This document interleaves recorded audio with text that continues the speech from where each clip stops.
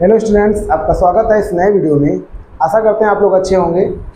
आज स्टूडेंट्स हम बताएंगे दो समांतर धारावाही चालक तार के बीच चुंबकीय बल। इंपॉर्टेंट स्टूडेंट्स हैं, 2 या 3 नंबर में स्टूडेंट्स ये बोर्ड परीक्षा में पूछा जा चुका है और पूछा भी जा सकता है। काफ़ी इंपॉर्टेंट है स्टूडेंट्स, और इस पर आधारित न्यूमेरिकल भी क्वेश्चन यानी पेपर में बनते हैं, तो काफ़ी इंपॉर्टेंट है। तो बिना देरी के वीडियो को स्टार्ट करते हैं। स्टूडेंट्स देख लीजिए, सबसे पहले स्टूडेंट ये चित्र देखोगे, ठीक है। इसमें दोनों चित्रों का विशेष यूज नहीं है। इसमें स्टूडेंट्स क्या किया गया है, माना कि 2 चालक तार दिए गए ए बी और सी डी। इसमें स्टूडेंट्स क्या हुआ है, इसमें धाराएं दोनों चालक तारों में एक ही दिशा में बह रही है। जब धाराएं एक ही दिशा में बहेंगी तो वो क्या करेंगे, एक दूसरे को आकर्षित करेंगे, और जब धाराएं विपरीत दिशा में बह रही होंगी तो एक दूसरे को वो प्रतिकर्षित स्टूडेंट्स करेंगे। यही बात हमने इसमें बताई है, बाकी इसमें कुछ नहीं। बाकी हम एक चित्र बना सकते थे, तो ये बात बताने के लिए 2 चित्र बनाने पड़े। तो यहाँ पर स्टूडेंट देख सकते हो, माना 2 समांतर व सीधे लंबे चालक तार ए बी सी डी है। जैसा चित्र में हमने लिख दिया है इधर साइड में, निर्वात अथवा वायु में पास पास कागज के तल में रखे हैं, जिनमें क्रमशः I1 I2 एम्पीयर की धाराएं हैं तथा तारों के बीच की दूरी स्टूडेंट देख सकते हो स्मॉल r है, जैसा कि स्टूडेंट्स हमने लिखा है। अब यहाँ पर स्टूडेंट छोटा सा डेरिवेशन है, काफ़ी इंपॉर्टेंट है। अब यहाँ पर स्टूडेंट लिखेंगे, बायो-सेवर्ट नियम के अनुसार चालक तार ए बी में धारा I1 के कारण, चालक तार ए बी में धारा I1 के कारण चालक तार सी डी के प्रत्येक बिंदु पर, या कह सकते हैं किसी बिंदु पर, कह सकते हैं चालक तार के किसी बिंदु पर चुंबकीय क्षेत्र का हम स्टूडेंट्स मान निकालेंगे। फिर इसमें कुछ और थोड़ी थ्योरी है और ये डेरिवेशन पूरा कंप्लीट हो जाएगा। तो बिना देरी की ओर लिख देते हैं। तो यहाँ पर स्टूडेंट लिखेंगे, बायो-सेवर्ट के नियमानुसार, बायो-सेवर्ट के नियमानुसार चालक तार ए बी में धारा I1 के कारण, धारा I1 के कारण चालक तार CD में, ये चालक तार CD के किसी बिंदु पर, किसी बिंदु पर उत्पन्न चुंबकीय क्षेत्र, उत्पन्न चुंबकीय क्षेत्र क्या स्टूडेंट्स हो जाएगा, क्या हमने बताया है, चालक तार ए बी में धारा I1 के कारण चालक तार सी डी के किसी बिंदु पर उत्पन्न चुंबकीय क्षेत्र। तो स्टूडेंट्स हो जाएगा, यहाँ पे लिख देंगे V1 बराबर μ0/2 पाई, यहाँ हो जाएगा स्टूडेंट्स I1 बटे R, क्योंकि इन यानी जो चालक तार दिए गए हैं ना, इनके बीच की दूरी स्मॉल r है। यदि हम मात्रक की बात करें तो न्यूटन प्रति एम्पियर मीटर इसका मात्रक स्टूडेंट्स हो जाएगा। अब यहाँ पर स्टूडेंट्स हम करेंगे क्या, अब ये V1 है, इसके अलावा स्टूडेंट चालक तार CD में प्रवाहित धारा I2 है, ठीक है, जो चुंबकीय क्षेत्र V1 के क्या है, लंबवत है, ऐसा हम मान लेते हैं, ठीक है। जो चुंबकीय क्षेत्र V1 के लंबवत है, अतः चालक तार CD, जो CD है ना, इसकी L लंबाई पर मान लेते हैं, चालक तार CD की L लंबाई पर चुंबकीय क्षेत्र V1 के कारण लगने वाला बल हम स्टूडेंट्स निकालेंगे, ठीक है। तो यहाँ पर हम लिख लेते हैं, चालक तार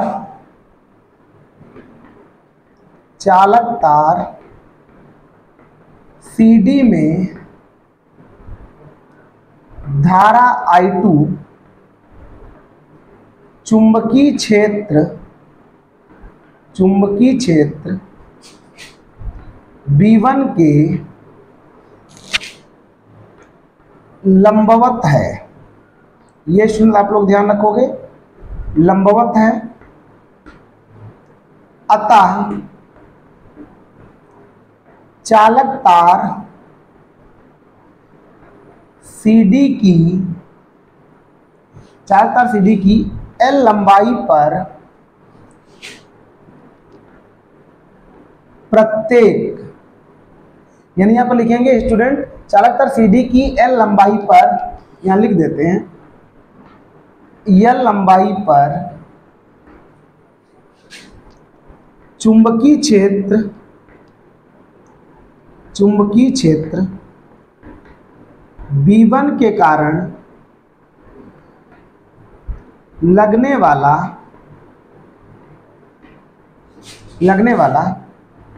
बल क्या स्टूडेंट्स हो जाएगा, इधर स्टूडेंट्स हम लिख देते हैं। तो लगने वाला बल जो निकलेगा वो हम स्टूडेंट्स लिखेंगे यहाँ पर मेन चीज ये V1 का मान हमको ध्यान रखना है, ठीक है। तो लगने वाला बल स्टूडेंट्स हम लिख देते हैं F बराबर यहाँ पर स्टूडेंट आ जाएगा I2 V1, ठीक। और यहाँ पर स्टूडेंट L लंबाई मानी थी और लंबवत हमने बात करी है, तो यहाँ पर थीटा का मान 90 डिग्री आ जाएगा। कुल मिलाकर स्टूडेंट्स जो यहाँ पर फार्मूला बनेगा F बराबर वो आ गया I2 और इधर स्टूडेंट हो जाएगा V1 L साइन 90 का स्टूडेंट्स मान होता है 1।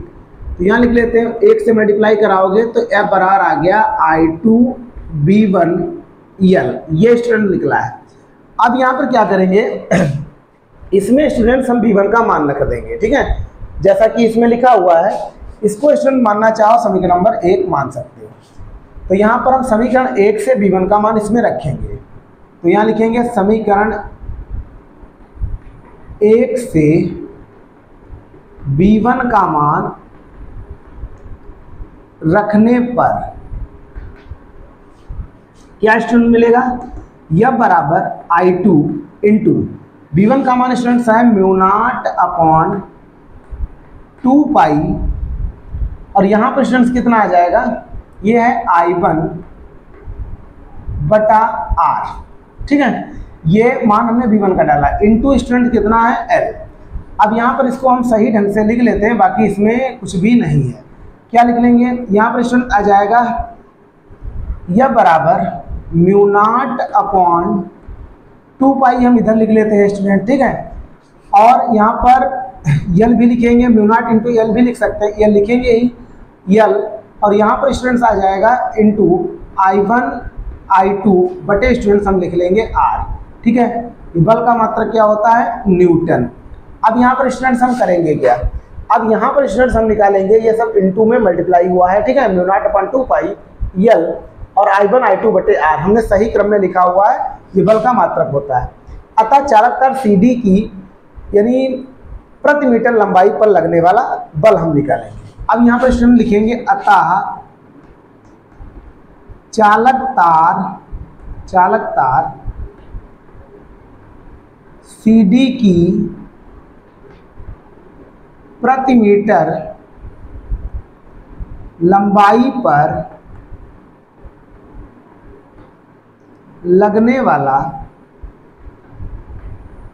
बल क्या स्टूडेंट्स हो जाएगा, यहां लिख देंगे F बटा L, मतलब L आप बटे में लिख देना, ठीक है, μ0/2 पाई और यहाँ पर स्टूडेंट आ जाएगा I1 I2 बटे R, ठीक है। ये L बटे में आ गया, खाली मात्रक की बात करें तो न्यूटन प्रति मीटर आप लिख दोगे, ठीक है। ये हमारा स्टूडेंट सूत्र बन गया, ठीक है। अब इसी प्रकार स्टूडेंट हम लिख देंगे चालक तार CD, इसी प्रकार स्टूडेंट्स हम लिखेंगे चालक तार CD, जैसे यहाँ पर स्टूडेंट चालक 2 बार लिख दिया, 1 बार लिखना। इसी प्रकार स्टूडेंट्स हम लिखेंगे, यहाँ पर लिख देते हैं चालक तार, इसी प्रकार स्टूडेंट्स हम लिखेंगे चालक तार AB की प्रति मीटर लंबाई पर लगने वाला बल। तो यहीं से स्टूडेंट्स यही फार्मूला आएगा, इसमें कुछ नहीं चेंज आपको करना है। इसी प्रकार स्टूडेंट्स हम लिख सकते हैं, इसी प्रकार चालक तार AB की प्रति मीटर लंबाई पर लगने वाला बल क्या हो जाएगा स्टूडेंट, यही रहेगा, ठीक है। यह बटा L बराबर आ जाएगा μ0/2 पाई। यहाँ पर स्टूडेंट देखो I1 लिखा है, यहाँ पर हमने I2 लिख दिया है, तो I1 है स्टूडेंट्स, ये गलती ना करना। तो यहाँ पर स्टूडेंट I1 हो जाएगा इंटू I2 अपॉन स्टूडेंट्स आ जाएगा R। मात्रक की बात करें तो न्यूटन प्रति मीटर स्टूडेंट्स हो जाएगा, यही निकलेगा, ठीक है। ये यानी चालक तार हम यदि हम बात करें चालक तार CD की प्रति मीटर लंबाई पर लगने वाला बल, तभी यही आएगा। और इसी प्रकार चालक तार AB की प्रति मीटर लंबाई पर लगने वाला बल F बटा L बराबर म्यू नॉट अपॉन 2 पाई I1 I2 बटे R न्यूटन प्रति मीटर स्टूडेंट्स आएगा, और बाकी इसमें कुछ भी नहीं है। ये स्टूडेंट यदि हम चित्र की बात करें, यदि चालक तारों में धाराएं एक ही दिशा में बहती हैं, ठीक, तो ये एक दूसरे को क्या करते हैं, एक दूसरे को आकर्षित करते हैं। और यदि चालक तार में धाराएं विपरीत दिशा में बहती हैं तो स्टूडेंट्स क्या होता है कि ये एक दूसरे को क्या करते हैं, यानी प्रतिकर्षित करते हैं। इसलिए स्टूडेंट ये हमने दूसरा चित्र बनाया था। अब यहाँ पर स्टूडेंट्स आप थोड़ी थ्योरी और ध्यान रखना। यदि स्टूडेंट्स इसमें कंडीशन मान लें, क्या मान लें, यदि चालक तार AB एवं CD में बहने वाली समान धारा हो, मतलब I1 I2 बराबर I मान लिया जाए, तब उस कंडीशन में क्या होगा, यानी जो चालक तार दिए गए हैं, दो धारावाही चालक तारों के बीच प्रति मीटर लंबाई पर लगने वाला बल, ठीक है। तो यहाँ पर स्टूडेंट्स हम लिख देते हैं, कंडीशन आप लोग ध्यान रखना, इधर स्टूडेंट्स हम लिख देते हैं, सरल है, कठिन नहीं है। यदि स्टूडेंट्स मान लिया जाए, यदि I1 बराबर I2 बराबर I मान लिया जाए, मतलब यदि दोनों चालक तारों में बहने वाली समान धारा हो, तो यहाँ पर I1 I2 बराबर स्टूडेंट्स I मान लिया जाएगा। तो दो धारावाही चालक तारों के बीच प्रत्येक तार की प्रति मीटर लंबाई पर लगने वाला बल स्टूडेंट्स हम निकालेंगे। मतलब यह सूत्र चेंज होके क्या हो जाएगा, ये ध्यान रखना है आपको। तो यहाँ पर स्टूडेंट्स हो जाएगा F बटा L, ऐसे लिख लेंगे। ये कंडीशन ध्यान रखना, चाहे ये नोट में पॉइंट ध्यान रखना, ठीक है। ये कंडीशन है, यदि I1 बराबर I2 बराबर I मान लिया जाए, मतलब दोनों चालक तार में बहने वाली धारा I मान ली जाए, मतलब समान धारा I हो, तब स्टूडेंट्स निकलेगा F बटा L बराबर म्यू नॉट अपॉन 2 पाई, और यहाँ पर स्टूडेंट्स आ जाएगा I की जगह, यानी I1 की जगह पर आ जाएगा ना, इंटू I2 की जगह पर भी I आ जाएगा, ठीक, अपॉन R आ जाएगा।